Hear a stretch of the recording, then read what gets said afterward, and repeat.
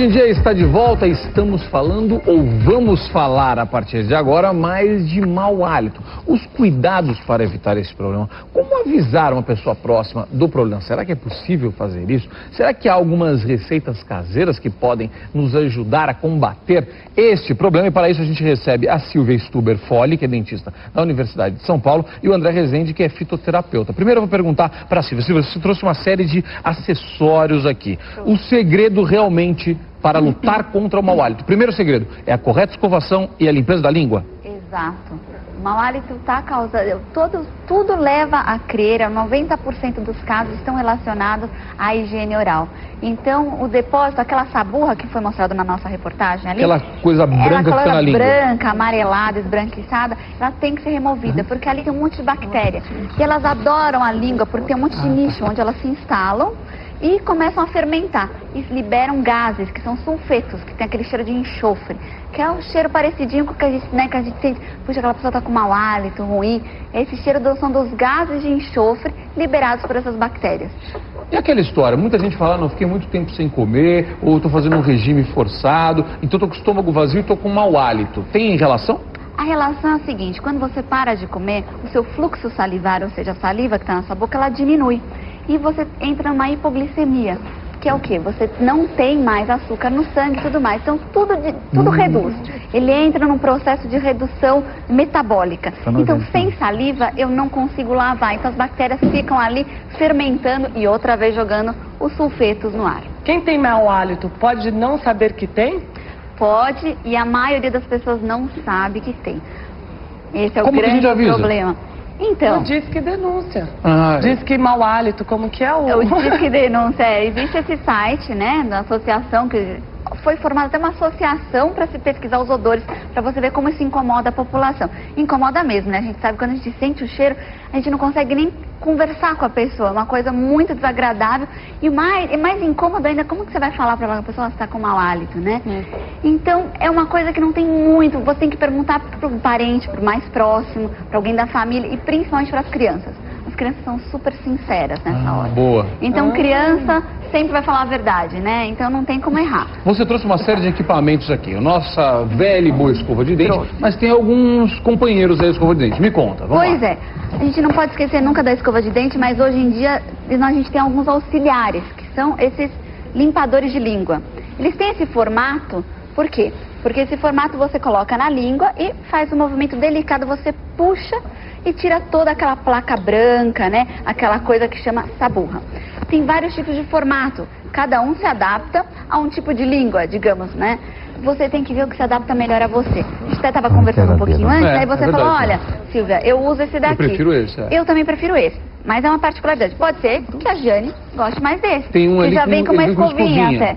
Então, às vezes facilita e não te dá tanta ânsia. A ânsia vai dar sempre, porque fica muito próximo ali, né, do esôfago e tudo. E o dorso da língua, onde está o mau hálito, é bem no fundo. Não adianta só limpar na frente, então não tem adianta. que até lá Não no adianta fundo. pegar a escovinha e dar uma passagem e falar, tá ok. Não tá.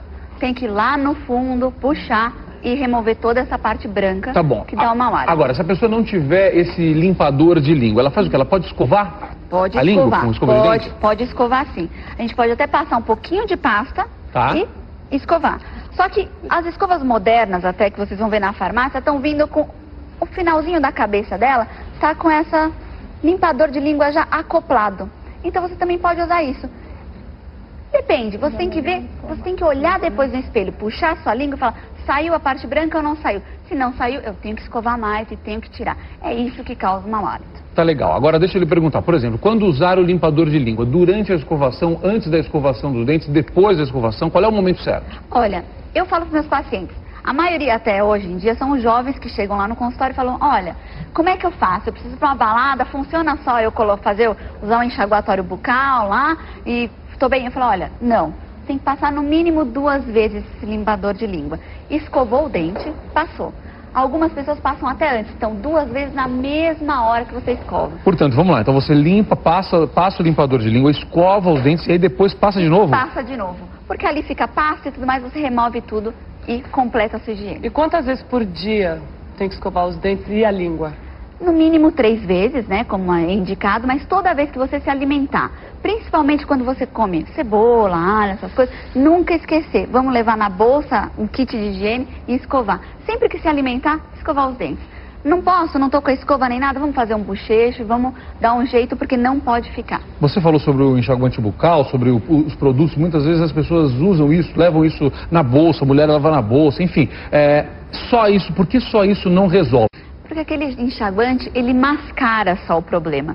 Então é como tanto o enxaguante como o chiclete, a balinha que a gente usa como um perfuminho para mascarar isso. Então só naquele tempo que você usa ou o enxaguatório, ou a balinha, ou o chiclete, é que o cheirinho vai estar combinando com ou o enxaguatório, né, ou do sabor que você utilizou. Agora, o chiclete sem açúcar também pode ser utilizado para ajudar a você não ter um mau hálito durante o dia. Por quê? Na hora que você mastiga, você aciona todas as glândulas salivares da sua boca. Então aumenta o fluxo de saliva. Então mais do que o próprio perfume do chiclete, na verdade é o efeito de ter a saliva na boca. Isso, por isso que eu digo, é sem açúcar. Então vamos chicletinho sem açúcar. Também não vou mascar todo o chiclete com açúcar, vou chegar no consultório com outro problema, que é a cárie. Tá certo isso. Olha, a Mariana tem pergunta lá do Rio de Janeiro. Diga, Mari. Tenho, Celso. Eu gostaria de perguntar para a doutora Silvia se criança também tem problema de mau hálito, sem ser aquele cheirinho ruim de quando a criança acorda. E a quantidade também, Silvia, de pasta adequada. Eu gostaria que você explicasse para a gente o ideal de pasta na escova, para criança e para adulto. Olha, o ideal é o seguinte, você tem na sua escova, você sempre tem que olhar o tamanho da cabeça dela, que tem que ser pequenininha, e colocar uma bolinha do tamanho de uma bolinha de ervilha. Então Quer é colocar, pouco, ó? é pouco. Vamos lá. Então é errado se pensar que colocando aquela, nesse sentido, bastante pasta, vai fazer bastante emulsão, isso é besteira. O que importa é você fazer a ação mecânica da escovação e não a pasta. É mesmo? Olha só, é tão Só isso? pouquinho. Juro, é só isso. Mostra pra aquela câmera lá pra gente. Por favor, tá aqui, ó. É bem pouquinho mesmo. É do tamanho de uma bolinha de ervilha. E sempre a gente coloca a pasta assim. Se você coloca assim, você já errou, já colocou muita pasta, né? Olha, bacana, olha, são dicas pra você, são básicas, isso é o básico, pra gente começar a cuidar do problema e evitar o problema. Eu conversava aqui no intervalo com a doutora Silvia, que é dentista da Universidade de São Paulo, ela me falava que existe até bafômetro, mas não para identificar o consumo de álcool, e sim o mau hálito. Aí eu procurei na internet, né? Não é que eu achei? Olha isso, dá uma olhada. Não é que tem um bafômetro mesmo, gente? Agora, o que é isso? Como é que é esse bafômetro? Como é que ele descobre se a gente está com mau hálito ou não? O que ele mede? Você exala, né? E ele vai medir o grau de sulfetos, a quantidade de sulfetos que você exalou. Então, existe uma medição tranquila, do 0 ao 4. 0, sem halitose nenhuma, ou seja, sem mau hálito. 1, você está começando a ter. 2, já está com algum probleminha. 3, vamos prestar atenção. E 4, realmente você está com uma halitose pesada. Aquele hálito pesado, aquele cheiro sulfuroso. Isso porque ele mediu a quantidade de sulfetos exalados por aquele paciente. E, portanto, por aquelas bactérias que estão na sua língua, é isso? São as bactérias, exato. Até que o André estava falando das ervas e tudo, realmente as ervas, algumas têm poderes bactericidas super bacanas. Então é legal mesmo tomar um chá e tudo mais, além de escovar o dente normalmente, né?